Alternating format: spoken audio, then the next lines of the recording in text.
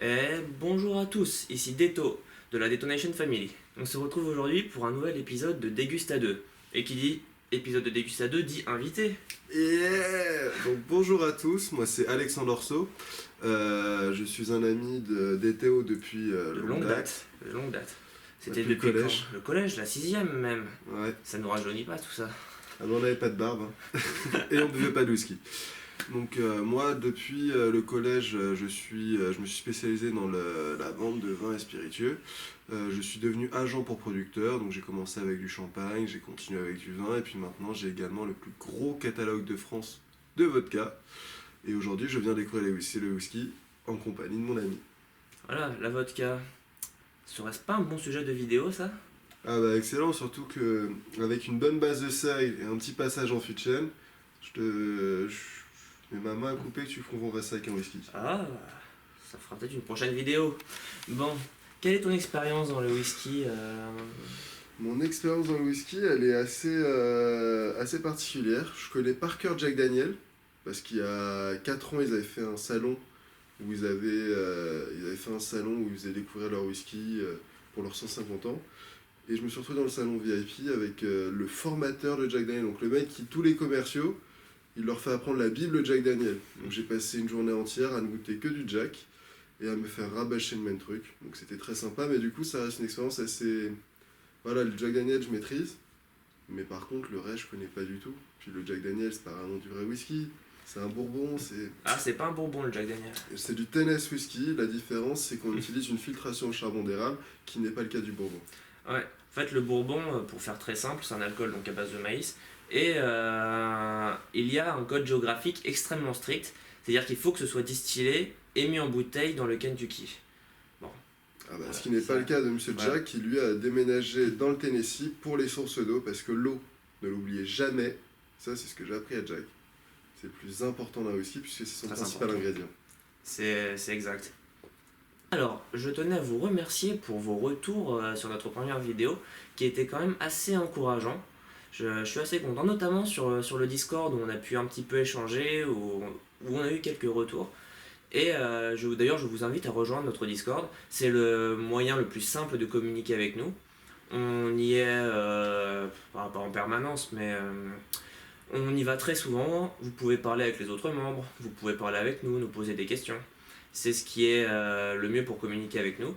Je vous invite aussi à nous suivre sur nos réseaux, donc Instagram, Facebook, Twitter, à vous abonner, enfin, je suppose que vous connaissez la chanson. Et également à nous poser vos questions, parce que c'est vrai que la dernière fois, dans la dernière vidéo, il y a eu quand même quelques questions, notamment par exemple qu'est-ce que c'est le truc noir à l'intérieur du verre, pourquoi les verres ont-ils cette forme, des petites questions comme ça. Je vous invite à nous poser au maximum ces questions-là. Comme ça, on fera des vidéos spéciales pour les tutos où on pourra répondre au mieux aux questions que vous vous posez. Eh bien, mon cher Alexandre, aujourd'hui je t'ai sélectionné 2 bouteilles qui, je pense, sont assez sympathiques. Il Alors, semblerait. il s'agit donc de 2 scotch. Il faut savoir que des whiskies écossais, on peut appeler ça des scotch. C'est même leur nom, généralement. Alors, c'est 2 quand même whisky qui sont d'Écosse, mais qui sont très différents, qui sont pas du tout de la même région, qui n'ont pas du tout le même procédé de fabrication et qui ont des profils tout simplement très différents. Moi, je propose d'attaquer avec le premier.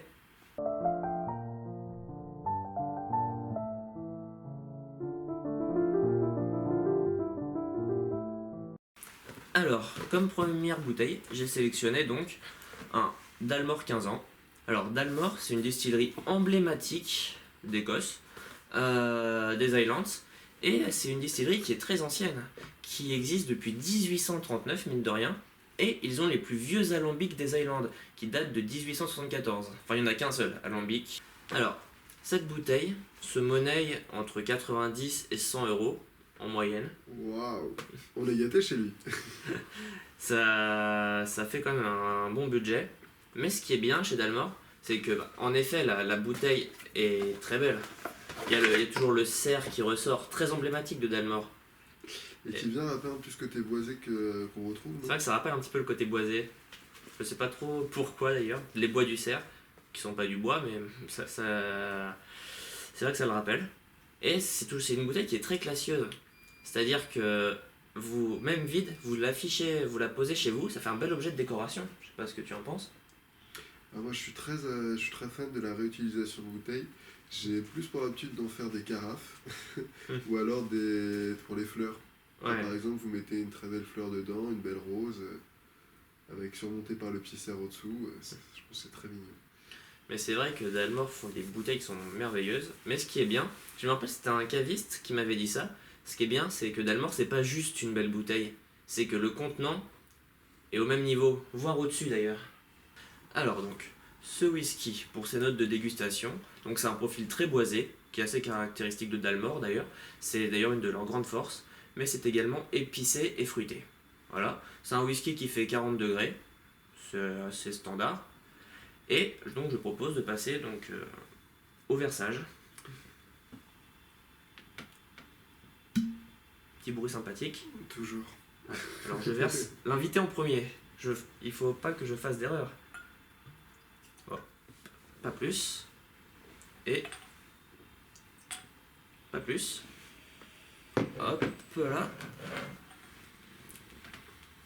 Et donc je propose de passer à la dégustation. Mais dis-moi, il y a une chose qui m'échappe encore, c'est quoi les Highlands?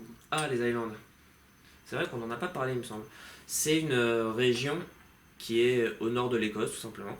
Car les whiskies écossais se caractérisent pas mal par la région dans laquelle ils sont produits. Donc il y a les Highlands, le Speyside, l'Islay, ou même des régions un petit peu plus spécifiques, comme l'île de Skye, qui ne contient qu'une seule distillerie. Bon bah, passons à la dégustation. Trinquons avant le nez, voyons. Voyons. Ouais, quand j'ai une telle merveille au bout des doigts, je ne peux pas m'empêcher de la renifler. Sorti de son contexte, ça peut être vu sous un autre angle.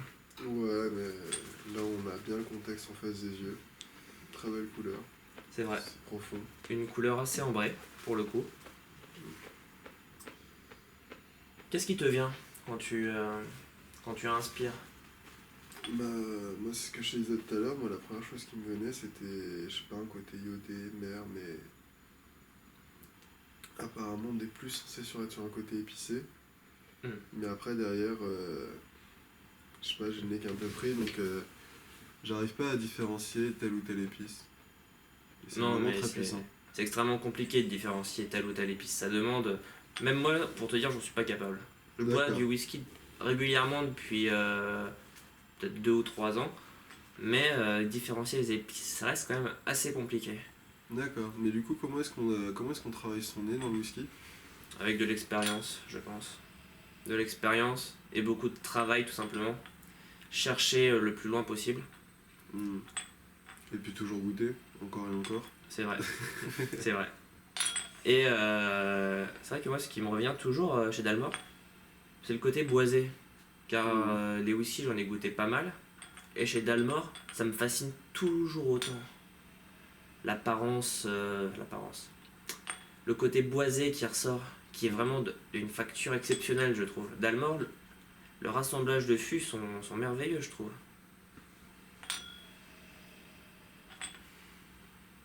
J'ajouterais peut-être un petit côté un petit peu fruité, légèrement. Hmm. Bah, en même temps, avec du sherry, c'est normal. Ouais, Moi, vers le fond. c'était toi le premier à avoir fait découvrir des whisky sherry. Et c'est vrai que j'avais été vraiment bluffé par ça. C'était lequel d'ailleurs que je l'avais fait découvrir? Michel Couvreur. C'était le Michel Couvreur? Ouais. D'ailleurs, ce qui est très marrant, c'est que c'était à mon salon de Jack Daniel que j'ai entendu la première fois le nom de ce bonhomme. Et puis ce qui était génial, c'est que tu avais le formateur qui en parlait comme d'un dieu. Je crois qu'il est mort d'ailleurs. Il est mort, Michel Couvreur? Je crois, oui. C'est un mince. négociant belge basé en Bourgogne. Et puis, à ma connaissance, il est mort. Ah mince. Un grand homme nous a quittés. Grand homme du whisky. Paix à son âme.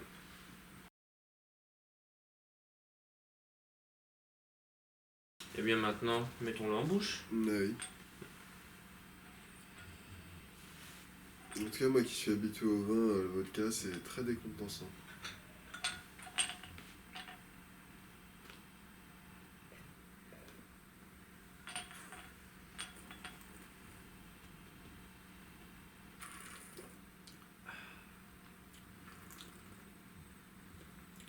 J'adore toujours autant, c'est dingue. moi, la première chose qui me vient en tête, c'est le caramel. C'est vrai, j'allais en parler. Un petit côté gourmand qui ressort grâce à ça, je Ah, trouve. complètement. Puis c'est vraiment le côté caramel, mais fruité un peu sur le côté C'est fruit ça, rouge, un peu comme un c'est mon ça. chéri.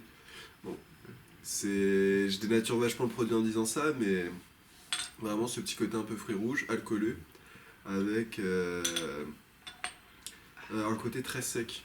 C'est qu'on a ce côté gourmand, mais on a à la fois vraiment un côté très sec, très qui taque sur le haut de la langue. Waouh. Et Et une très belle longueur en bouche. c'est vrai, il a un beau final. Et je trouve que dans le final, ce qui reste un peu, il y a un petit côté un petit peu brioché. Je sais pas si t'es d'accord avec moi. Ouais, je vois ce que tu Et veux ça dire. laisse une Un petite côté sensation en un bouche. peu léger, un peu Ouais, c'est enfin, ça. sucré mais léger. C'est ça, qui reste un petit peu en bouche, qui joue beaucoup dans le côté gourmand, je trouve, qui ressort pas mal. Ouais, c'est ça. Pour moi, en fait, ça donne envie de me prendre un kouign-amann.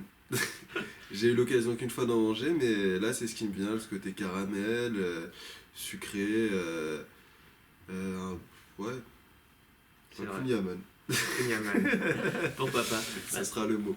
Moi, c'est vrai que ce qui me vient en tête, c'est vraiment la brioche. La bonne brioche de la boulangère. Pour dire ça. Des bonnes boulangères de chez nous, comme je vais dire Ah comme on dit. ouais. Par chez mes grands-parents, ils ont de la brioche aux pralines. Donc on a ce côté gourmand un peu caramel de la praline, plus le côté léger de la brioche, un peu enrobant. C'est Là, je pense C'est qu'on vrai. a quelque chose qui rapproche les deux. c'est vrai. Mais c'est vrai que le final, je ressens pas mal de côté un petit peu fruité. Je sais pas si on peut dire pomme, poire. C'est-à-dire que c'est des fruits qui apportent un petit côté sucré, mais ça reste un sucre un petit peu acide, un petit peu acidulé. Mhm. Puis la particularité de ces fruits à chair blanche, c'est que dans les boissons, ils donnent toujours beaucoup de fraîcheur. C'est vrai. Euh, et moi, tu vois, je comprends ce côté poire, je comprends ce genre de choses, mais je vais plus aller me pencher sur des fruits un peu plus rouges. Un peu plus rouge. Ouais. Ou alors, à la limite, pour rester sur un fruit à chair blanche, ce serait la pêche. La pêche. C'est vrai. C'est vrai. Mais voilà, après, de toute façon, moi j'ai remarqué une chose sur les dégustations, et j'en fais beaucoup, pas sur le whisky, mais sur le reste. Euh, Ce que je m'amuse souvent à faire quand je fais déguster, moi, c'est que j'envoie des noms de famille. Par exemple, sur les fruits rouges, bah, je vais dire tout un tas de fruits rouges qui me viennent en tête. Ça va pas être nécessairement comme ça que je le perçois personnellement, en tout cas le plus. Ça va pas être comme ça que je la perçois dans la globalité la personne, mais il y aura toujours un élément, de par son affinité avec le fruit et ce qu'elle ressent, qui va s'en rapprocher ou elle va comprendre ce que j'essaie de dire. Parce qu'au final, on a tous un registre olfactif très différent C'est vrai. et on va assimiler de manière très différente. Donc même si ce qu'on vous a dit, vous achetez la bouteille, vous n'avez pas du tout le même avis, ça veut rien dire, on a C'est tous vrai. une éducation olfactive différente. C'est vrai. On a tous même des goûts différents. Ah bah C'est-à-dire que complètement. moi, par exemple, qui aime le côté iodé, Mhm. dès que je le retrouve dans un whisky, c'est vrai que c'est quelque chose qui me marque tout de suite. Même si c'est pas une des notes de dégustation principale. Mhm, je comprends. Moi, là, ce que j'aime beaucoup dans ce whisky, c'est son côté caramel, c'est son côté très léger. Enfin, c'est vraiment très surprenant parce que quand je vois ce côté léger et caramel, maintenant que je l'ai encore en bouche, mais qu'il est très léger en fin de bouche, enfin, qu'il est, après une si longueur en bouche, il s'épuise légèrement au fond, sur le fond de la bouche, et du coup, j'ai l'impression un peu comme d'avoir mangé une barbe à papa. Le côté gourmand toujours qui ressort. Ah, et c'est fou parce que j'ai pas le souvenir d'avoir déjà goûté un whisky aussi gourmand.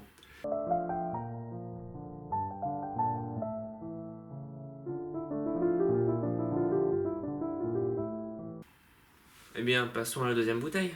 Donc, il s'agit d'un Port Charlotte Islay Barley de 2011. Donc, Port Charlotte, c'est une distillerie donc, qui se situe dans l'Islay. Bon, je pense que le nom le dit. Et qui est, mine de rien, entre guillemets, à la fois très jeune, mais aussi très vieille. C'est-à-dire? Alors, l'emplacement où est la distillerie, à la base, il y a une première distillerie qui a ouverte en 1829. Là, c'est plutôt vieux. Ouais, c'est vieux. Qui a été fermée donc en 1929. Donc pendant cette période-là, il n'y a eu aucun whisky qui a été produit dans cette zone, enfin dans cette zone, dans ce village. Et puis en 2009, la distillerie Port Charlotte a rouverte avec du matériel donc acheté à la distillerie d'Inverleven et qui a été donc transporté à Port Charlotte. Port Charlotte, c'est une ville donc de l'Islay, Mhm. d'où la distillerie tire son nom d'ailleurs. Donc ce whisky a un profil très tourbé, donc il est à 40 ppm. Par exemple, l'Ardbeg de la dernière fois, le 10 ans, était à 50. Et c'est un produit qui est... C'est dur à ouvrir. C'est un produit qui est réputé pour être extrêmement tourbé. Donc là, on est sur des notes de tourbe légèrement plus légères, mais qui sont quand même très fortes et qui devraient ressortir extrêmement vite. Je te laisse voir. La bouteille est magnifique. Elle a vraiment un design qui C'est change vrai. de ce qu'on a l'habitude. C'est vrai. Ça fait très apothicaire. Vraiment, on a l'impression qu'on lui a concocté quelque chose qui a l'air pas mal. Ça fait bien produit du terroir, je trouve, un petit peu dans le design. Mm. Et même niveau du goût. Mais donc, c'est un whisky donc, extrêmement tourbé, Mhm. qui est produit à base d'orge et d'eau qui est de l'Islay, qui est 100% de l'Islay, dans des fermes, enfin c'est dans des fermes extrêmement précises, et l'eau dans une source extrêmement précise. Et il y a tous les ingrédients pour nous faire quelque chose de beau. C'est vieilli donc à 75% dans un fût de bourbon de premier remplissage, et à 25% dans du fût de merlot et de syrah, cette fois de second remplissage. Alors pour vous situer un petit peu, Merlot c'est principalement les cépages qu'on retrouve en Bordeaux et la Syrah c'est principalement ce qu'on retrouve le long de la vallée du Rhône. Donc je pense que ça doit être par là que viennent les fûts. Parce que les fûts écossais, beaucoup en fait sont des fûts français. On leur fait Ouais. beaucoup d'échanges. C'est vrai que les fûts peuvent être élaborés, entre guillemets, finis en Écosse, mais ils peuvent faire venir beaucoup de matières premières d'autres pays. Ah, complètement. Par exemple, on en parlait tout à l'heure pour Dalmor qui utilise donc des fûts d'Andalousie. Tout à fait. Eh bien, passons au remplissage et à la dégustation. Et l'ouverture. Très Ah, beau René. le bruit est encore plus beau. Ça, c'est assez caractéristique de la tourbe, je trouve. C'est vrai qu'on l'avait retrouvé sur l'Artbeg de la dernière vidéo, un petit peu ce côté. Eh bien, alors, où es-tu? C'est celui-là le tien. Hop. Ah, ça a déjà rien à voir là. Ah non, rien à voir. Non. Hop, on ferme pour faire attention au cas où le chien fasse des carabistouilles. Ça c'est vite vu avec Lizzie. Ça, c'est vite Ah, vu, tiens. en effet. Alors, cette bouteille, je ne l'ai pas précisé, mais elle se monnaie autour de 70 €. C'est quand même un prix assez élevé, mais qui a un bon rapport qualité-prix, je trouve. Tu me diras ce que tu en Ce que j'en penses. pense, bah déjà par rapport au Dalmor. Ça n'a rien à voir. Il faut savoir je sais aussi bien. que le Dalmor donc, faisait 40 degrés. Ici, on est sur un whisky qui est à 50 degrés, Ah oui d'accord. qui est quand même plus fort et qui est très tourbé. Donc ces deux produits, alors, même donc de J'avoue. 2011 à 2018, ça fait 7 ans, voire 7 ans et demi si jamais ça a été début et fin d'année. Dalmor, on est sur un vieillissement 2 fois plus long aussi. D'accord. Mais les années veulent pas forcément tout dire. C'est-à-dire qu'il y a des whiskies, je pense notamment au Kavalan, qui sont des whiskies taïwanais qui profitent d'un climat extrêmement particulier, qui arrivent à maturation beaucoup plus vite qu'un Dalmor par exemple. Ouais, donc ils ont vraiment des typicités qui peuvent changer au niveau du whisky. Tout à fait. Surtout que là, l'Islay, donc on est au sud-est de l'Écosse. C'est-à-dire qu'on est un peu aux deux extrêmes de l'Écosse sur ces deux whiskies. Et il y a tout pour avoir des produits extrêmement différents. Là c'est marrant, il fait beaucoup moins concentré au niveau de la couleur, un peu comme on voit un petit jaune Ouais. paille. C'est une couleur un petit peu plus or. Là où le Dalmor était plus ambré pour le coup. Ah, complètement. Et au niveau du nez, ça n'a rien à voir. Tout à l'heure j'étais sur le côté iodé, ce qui ne doit même pas être ça, mais là par contre au niveau du nez, Là ouais, le côté iodé ressort ok. directement. Ok, bah, au final je me rends compte que je mélange les termes au niveau du whisky. Moi, je suis vraiment pas amateur de ça, j'ai vraiment beaucoup à apprendre. Ah ouais. Mais il y a des tonations pour ça. La détonation est là. Alors, c'est vrai qu'il y a un côté herbacé aussi qui ressort beaucoup, je trouve. Ah ça ouais, ça ok. Le côté herbacé, c'est Ça, même... Je spoil, mais c'est le côté que je préfère dans ce whisky, le côté herbacé. Et tu es familier avec la tourbe? Je suis pas sûr, je pense pas. Si t'as jamais goûté de whisky tourbé de ta vie, en fait, Les Talisker, c'est tourbé. Talisker, oui, c'est tourbé. Alors ouais, si j'en ai vu. En Bretagne. Au Mais petit déjeuner. je suis pas Avec du sûr. beurre salé. Je suis pas sûr du je suis pas sûr du concentré de tourbe chez Talisker. Parce que comme je disais dans la dernière vidéo, ça se mesure la tourbe avec un compteur donc de ppm, particules par millilitre. Voilà, c'est ce que tu expliquais tout à l'heure, voilà. 50. Ici on est à 40, ce qui est quand même pas mal. Talisker, j'avoue que je sais pas à combien ils sont. Mais je pense que ça allait un peu moins quand même. D'accord. Là, je pense que maintenant on peut goûter. Là, il y a On peut y aller. plus qu'à faire.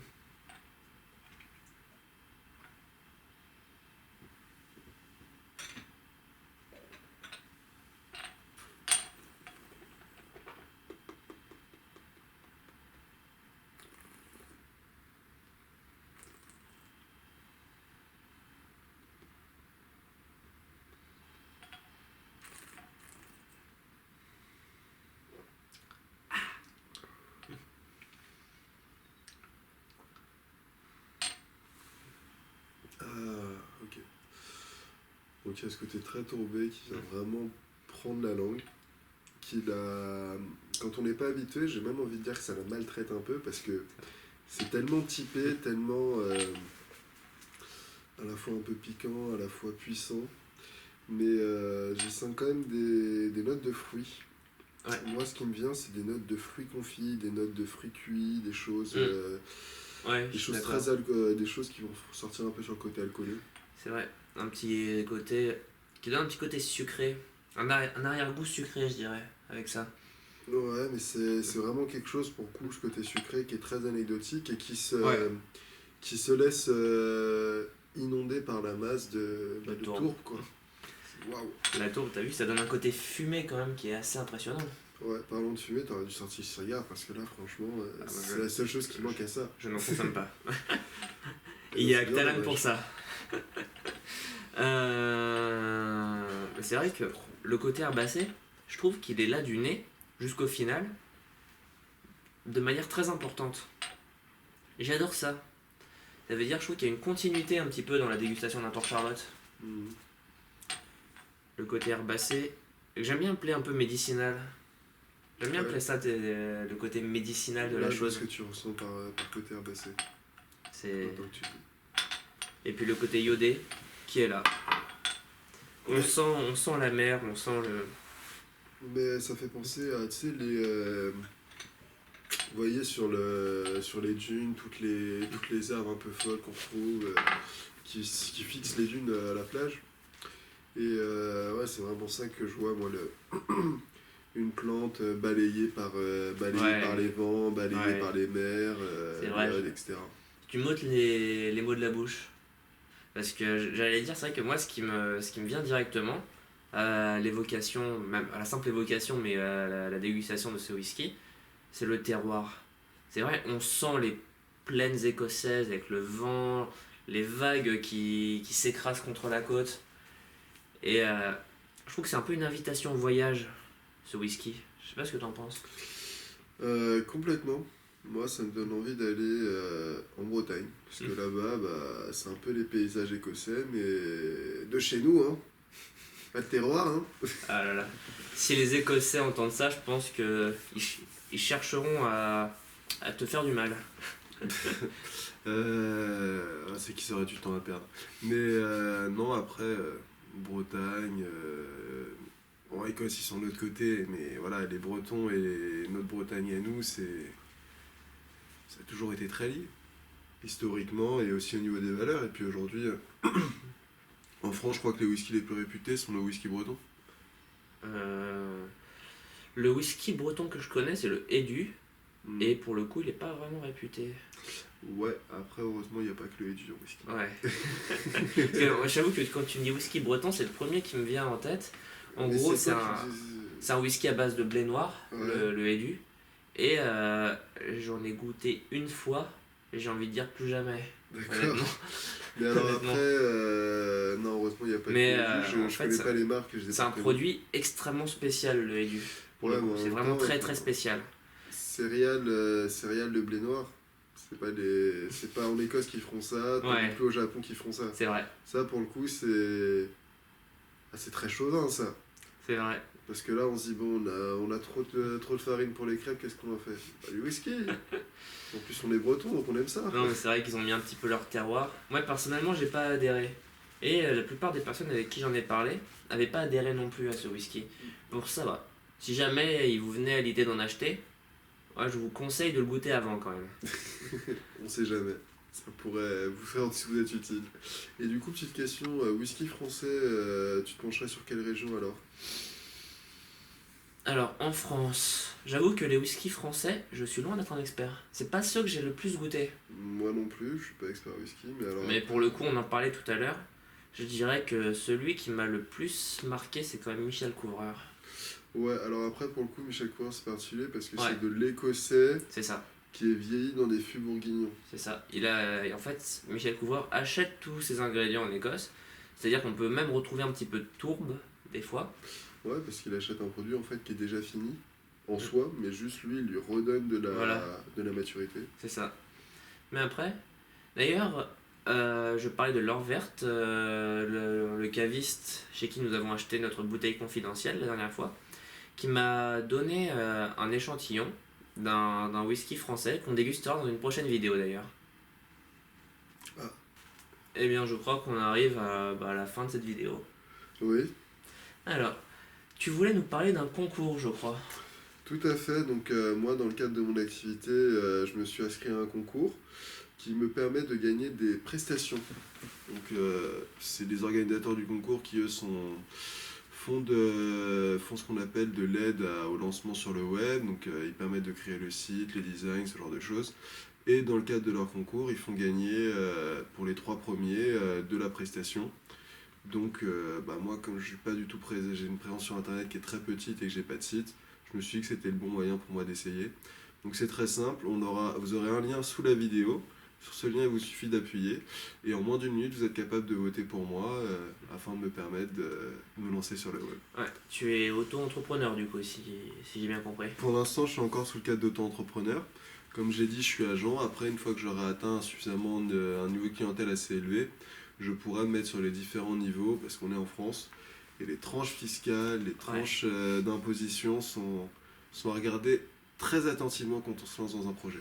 En tout cas, si jamais vous avez apprécié, n'hésitez pas à aller voter pour Alexandre. Ça lui donnera Orsovia. vraiment un Orsovia, voilà c'est ça. Ça lui donnera vraiment un gros coup de main. Et puis Tout à moi, fait. je vous dis à la prochaine. C'était donc Deto et puis Alexandre. Et Merci à vous.